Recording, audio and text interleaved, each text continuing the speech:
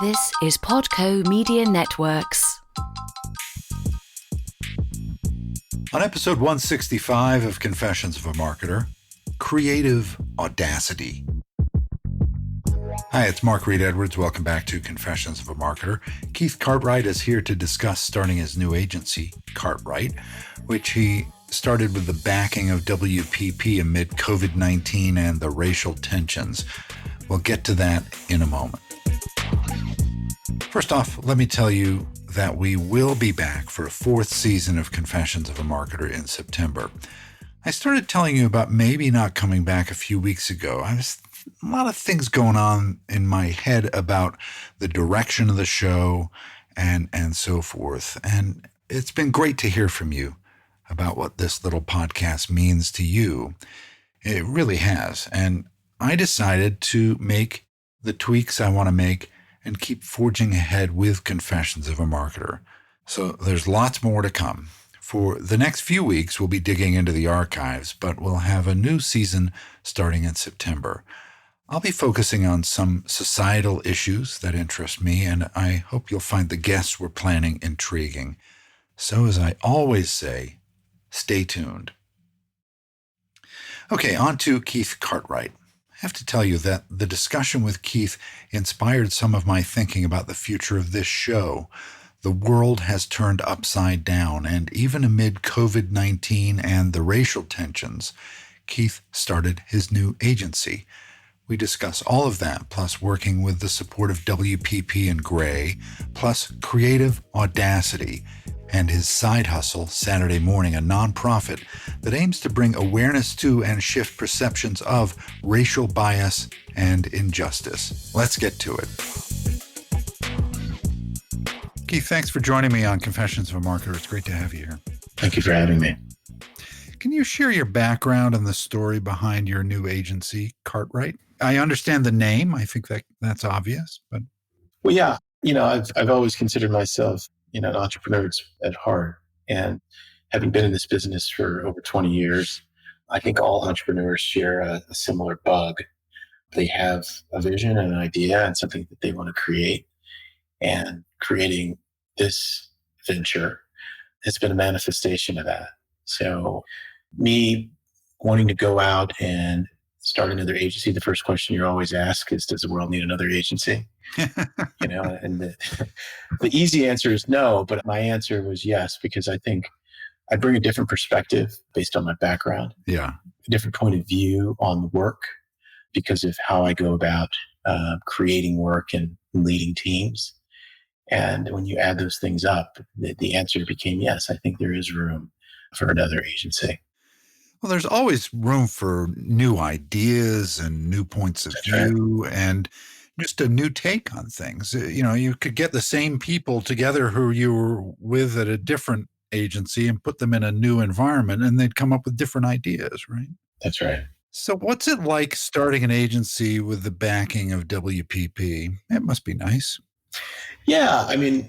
Conventional wisdom says, wow, that sounds complicated. But I think we're still in a people business. And, I had gone into business on my own about 7 or 8 years ago.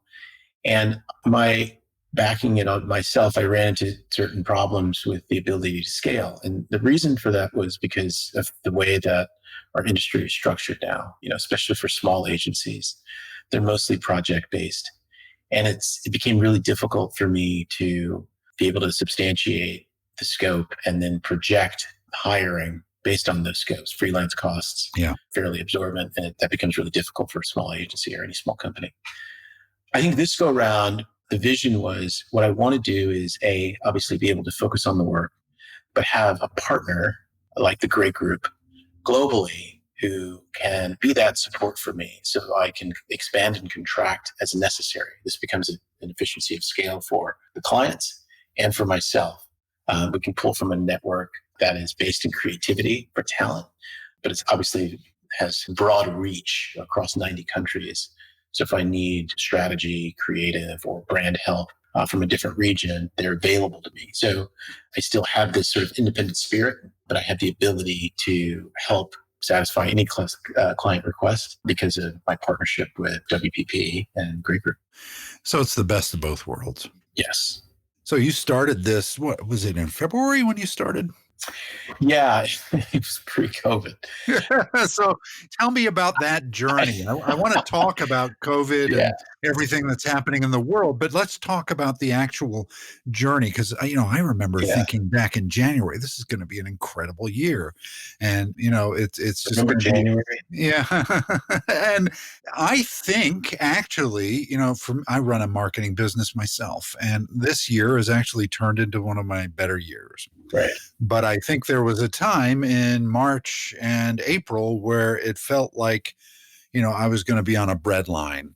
And it seems like things have changed a bit. But tell me about that journey. You probably decided well before February that you wanted to start an agency, but then you started in February. Walk me through what that was like. Well, I think, we had all kind. I actually kept all the documentation for posterity. We had a plan, a very robust plan on how we would go to press and Mm-hmm. client outreach and office space and all the things that we were prepared to do. And then reality hit Right. in the form of COVID and everything changed. And I think the good news for us was because we were born into the pandemic and we were forced to rethink how we work and how we engage with clients. We didn't know any other way. So I think our advantage was we leaned in because it was based on survival, right? We have to. There's there's nothing else we can do. I think a healthy amount of fear in any endeavor is good. And that perpetuated that. And it just made us hyper aware of how we engage with clients and how we show up when we are talking to them or sharing work, being, really, really open and honest about where we are in the process. And I think the clients who were, by the way, equally frightened by everything that's going on because they have their own, issues and concerns based on their business, appreciated that. And then we got really comfortable with it. I think some businesses who obviously have been established and around much longer than us had to stop their current process, which is hard, right? And then rethink a new one and teach that new process to everyone. So we skipped that step. We just had to learn a new process. And I say all the time to my leadership group, coming out of this, there's so many things that we're going to continue to do because it's just better. Yeah. You go through any difficult time, innovation comes from it, right? And because you're forced to learn, grow, and innovate in order to get through it. And those who are the most ambitious actually come out on top. So as you said, you're having a good year despite COVID. And I'm sure it's because you leaned in and said, we're not going to let this slow us down. And that ambition and confidence, I think, shines through. And I think clients recognize that. But you're a pandemic native, kind of, right? Yeah, exactly. Yeah, I've always had that byline, born in the pandemic. So we are in unprecedented times. We talked about COVID-19, the heartbreaking racial tensions that we've seen bubble up. Really, it's really not something new. It's been around for a long time, but it's kind of reached critical mass maybe this year. How do you hope to align with the realities of the world, the complex realities of the world, and help your clients? Yeah, I mean, it's an interesting question.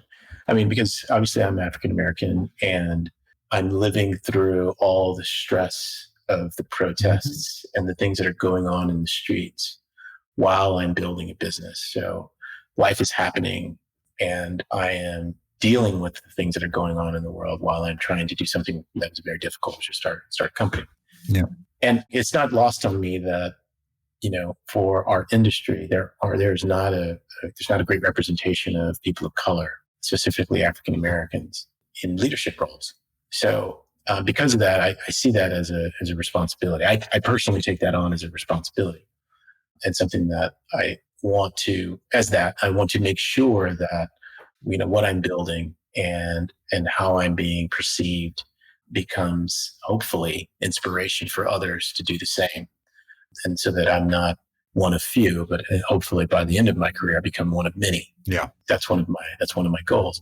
And look, although we are not quote unquote agency that specializes in multicultural advertising, we are just an agency, and I just so happen to be Black. I think the thing that I do tell my clients and the people who work with me is that we want to make sure that when we show up and they see our faces on Zoom or when we're talking about the work, that there is a representation that is at least equivalent to our current population.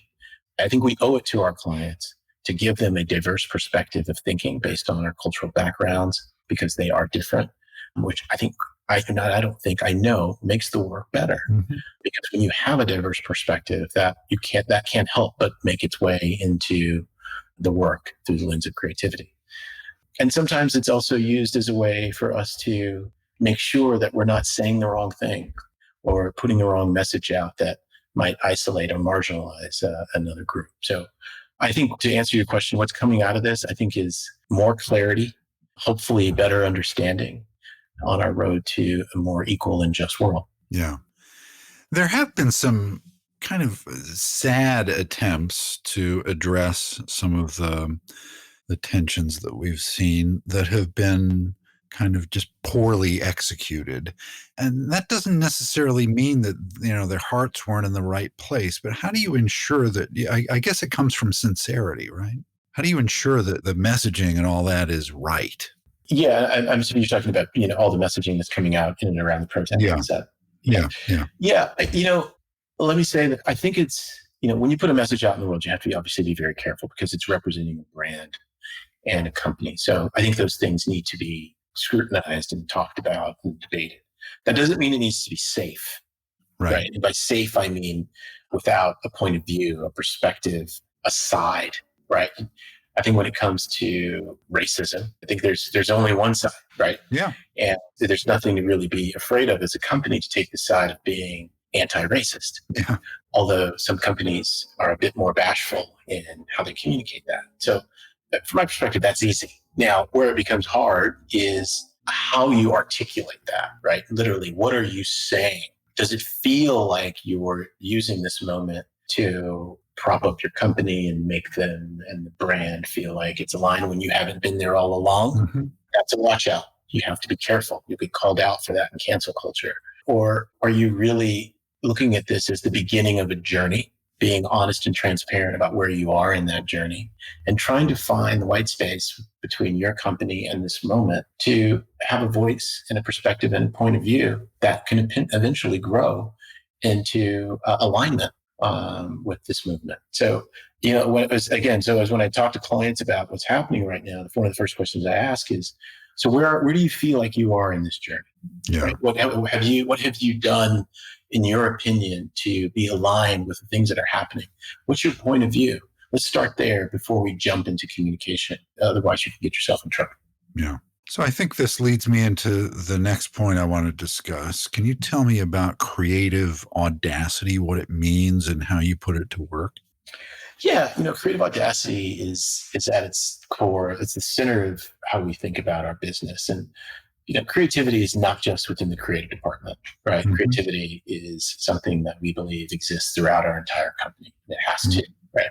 You don't have to be a quote unquote art director or copywriter to be creative. In fact, a media buy could be very creative, right? That's right. Yeah, exactly.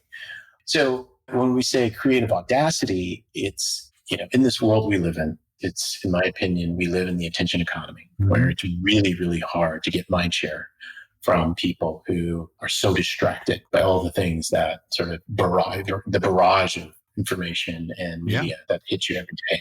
How do you cut through that? And there is a certain type of creativity, which we call creative audacity, that we think does that and does it well. First thing you have to believe is there are different types of creativity. And it's not to say that any of them are wrong in the right application.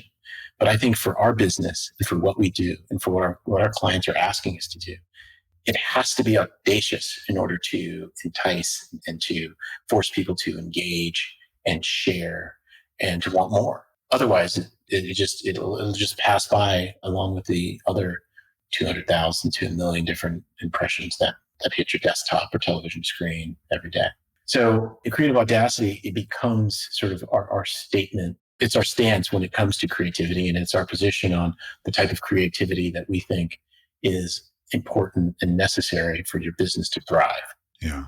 You really can't get to the big idea without being audacious in some way, right? Well, I think so. And, look, sometimes clients come to us and we say that they get nervous because they see that as us coming back to them with something that's dangerous, right? Or risky.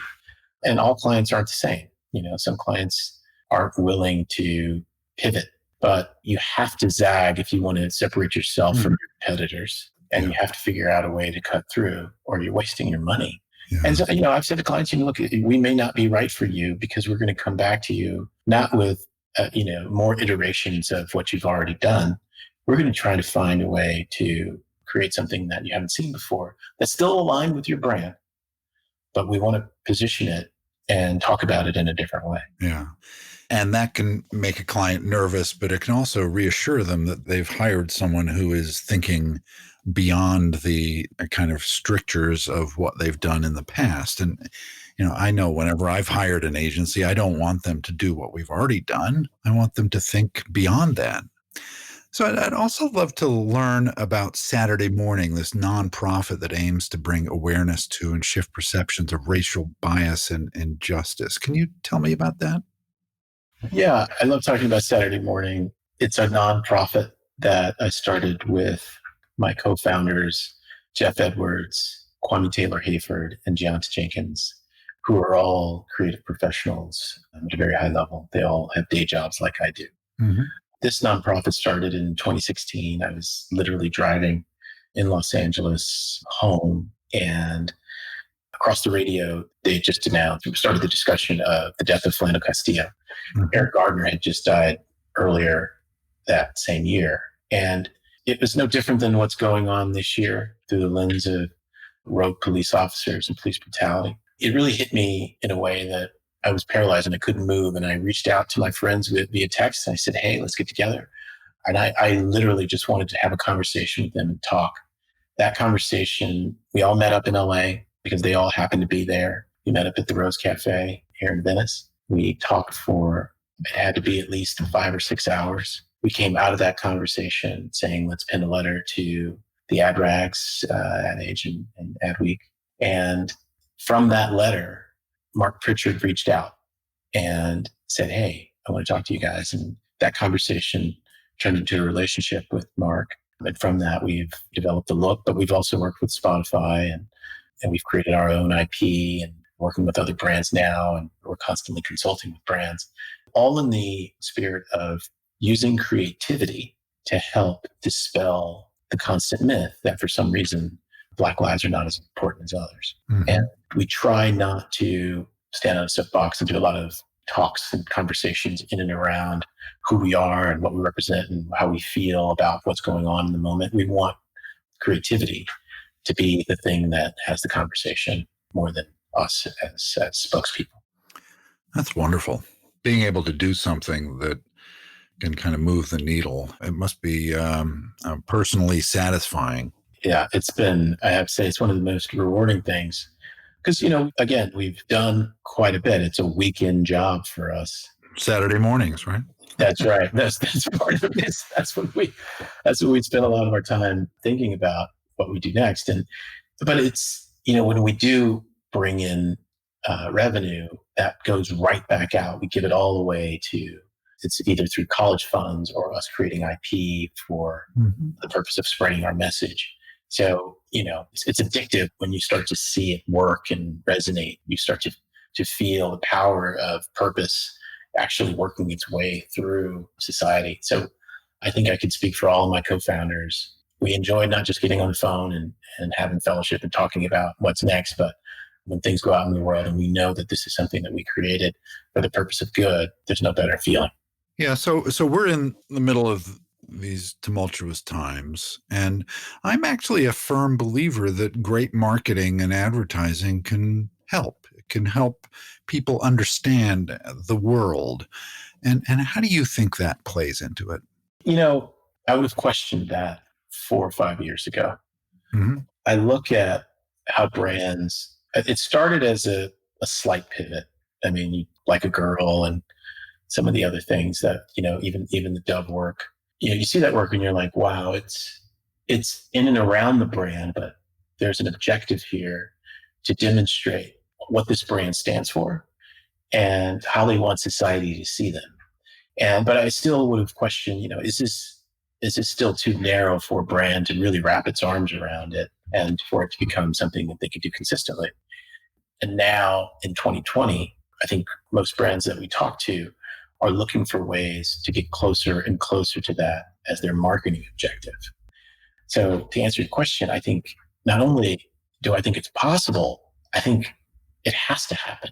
I think, we are living in a society now where people want to know what their brand stands for before they purchase, before they become associated with it. They want to know, what side they're on, because, we live in a sort of our world now has become way more tribal. I don't know if we're going to be able to slow that down anytime soon. So with that comes a lot of questions about the way we spend our money and the way we spend our time and what we bring into our homes or into our lives. Yeah. But really good advertising hits you in the gut, right? It hits you in the heart. And that's how people make decisions about brands, is based on love and the feeling they have for something, whether you like Apple or, Microsoft, or whether, the reason you patronize a brand is because of the emotion that you surround it with. And that's what advertising does. And that's how it can help move society in certain directions, I think. I mean, you look at some of the more successful brands who have done it well for years. I think Apple, I think Nike, are two examples of brands who very early on said marketing is important because it is pushing the philosophy of our company, that what we know internally, it's pushing it to our consumer to let them know who we are, what we stand for, and what our personality is as an organization and as a brand. And you can see the resonance, how that's elevated these brands because they're the best brands and the most admired brands in the world. Yeah. So I think what we're going through now is it's actually become more resonant. Now brands, not only do they want to know who you are, what your personality is and how you think, they want to know what you stand for. Yeah. Right. So they've ratcheted it up a level. Society has ratcheted it up a level to wanting to know what you stand for and whose side are you on, and how are you donating? Where are you donating your money? It's getting incredibly interesting and deep. And as I would say, you'd hear the conversations maybe less than 5 years ago, that marketing and advertising was going through a moment that advertising was dying, that it would never be what it was. I think actually we're going through an evolution and renaissance now where our business is actually going to become more important to brands because they really, really need to define who they are and what they stand for. And it requires marketing level thinking to align that with what they do. Yeah. Marketing is about values, Steve Jobs famously said. And it really is, isn't it? Absolutely. So let's be optimistic and look ahead a year from now. Maybe the pandemic is close to being over. Who knows? Maybe the world is slightly less on edge. Maybe we're all still wearing masks. I'll wear them as long as I need to. But where do you see your agency headed? And what are your hopes for the work that you'll produce?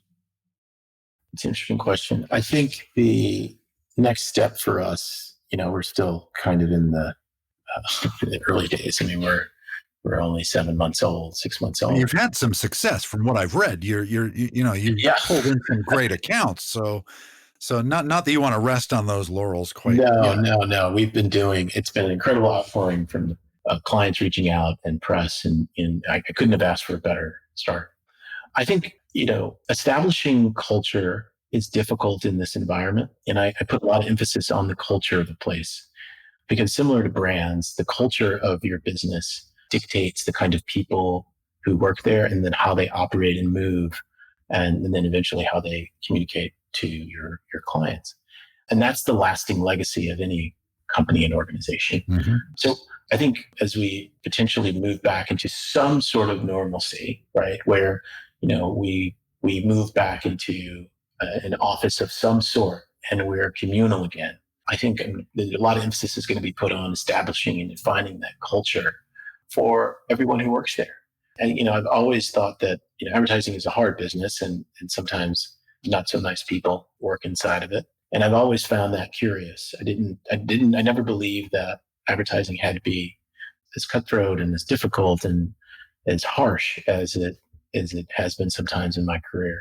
Mm-hmm. I feel like we can operate and move and do great work and be in and around and a part of a creative culture and still be, kind to one another and still have an environment where people want to go to work every day because they like what's happening there and they like the people who work there.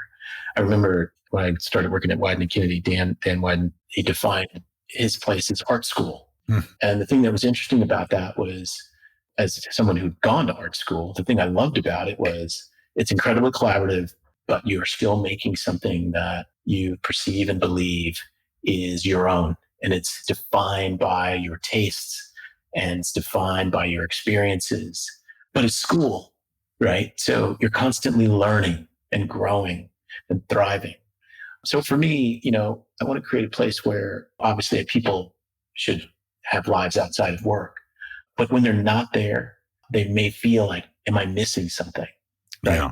Yeah. Because it's such an enjoyable place to be, and the people there are their closest and best friends to some degree. Yeah. I think one thing that the pandemic has done for large companies, and this may have an effect on your business, is that they realize that people have lives. So a lot of these people who are working at home are, juggling their kids, they're juggling, making dinner and doing business calls. And I think some really large companies that never really thought about that now kind of consider the whole person rather than just the person who's in the office between certain hours. And that, if you can kind of have that make sense in your head, makes those people more valuable to you. Yeah, I can't wait to see the anthropological studies that are going to come out of this moment in time, because what you're saying, you're absolutely right. I think there was a perception, and everyone was afraid to disrupt that perception of what it meant to get up and be at work at 8 and leave at 6 or some version of that. And, you'd hear people talk about, working 4 days a week or every other week or working from home, but it was always frowned upon because it depicted whether or not you were either invested in that company or it was perceived that you were never going to be as productive as those people who were there from morning to night. Right. And I think what COVID has proven is that's not true. Yeah. And there's actually a lot of time being wasted sometimes in the office because of useless meetings the meetings about meetings and all the things that just kind of get in the way of productivity. Yeah. So, I don't think this is not perfect. I think we need to go back to some level of normalcy where we can go and put things up on walls and have conversations about the work and do the things that I think are just human and things that are never going to change about humanity. But I do think now people can have more flex between working at home and being productive and being perceived as productive. And a lot of things are going to shift and change because of that. I mean, you could probably have a great creative conversation with someone who's walking their dog. That's right. And before you might not have even thought, oh, you're walking your dog, I'll talk to you later. You can actually multitask on things and people accept that now. Whereas before, you had this kind of separation between your home life and your work life. Now, maybe there's some danger in it, but they're kind of a bit more blended. And the things that you do from, 9 to 5 or 9 to 6 or whatever your hours are can blend in with, making dinner and things like that. Yeah, exactly. So, well, we kind of got off on a tangent there, but this has been an absolutely great conversation, Keith. It was really, I think, really valuable and full of insight, and I really appreciate it. Well, thanks for having me. I enjoyed having a conversation with you, and let's do it again. Yeah, definitely. Thanks so much. All right, that's it for season 3. Enjoy our look back over the next month or so, and we'll see you in September. Confessions of a Marketer is a trademark of Podco Media Networks, and this episode is copyright 2020. I'm Mark Reed Edwards. Stay healthy, and see you next time.